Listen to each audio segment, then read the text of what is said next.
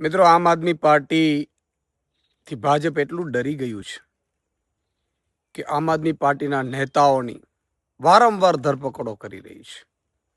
તમે જો અત્યાર સુધી લગભગ 150થી વધુ કાર્યકર્તાઓ ઉપર FIR કરી દેવી, એમની ધરપકડો કરી લેવી.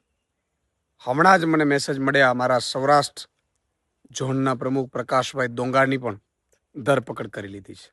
એ જ્યારે ફોર્મ ભરાવામાં પ્રક્રિયામાં હતા ઉમેદવારોના, કારણ કે સ્વાભાવિક છે કે એમની ઉપર જવાબદારી હોય, ત્યારે એમની પોલીસે એક કેસમાં ધરપકડ કરી.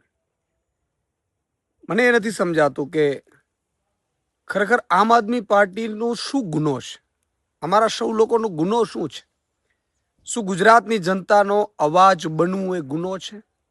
શું ગુજરાતની જનતા માટે અવાજ ઉઠાવવો એ ગુનો છે? શું ખેડૂતો, ગરીબો, વંચિતો, શોષિતો આ બધા પીડિત છે, એમના માટે અવાજ ઉઠાવવો શું ગુનો છે?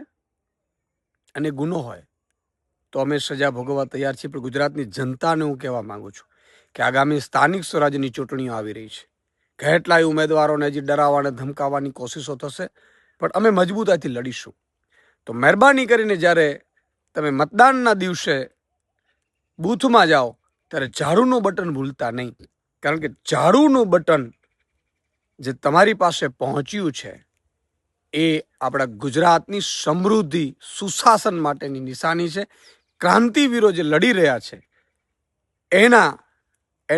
એને મજબૂત હિંમત આપવાની નિશાની છે. તો આપ એ કામ કરજો એવી હું વિનંતી કરું છું.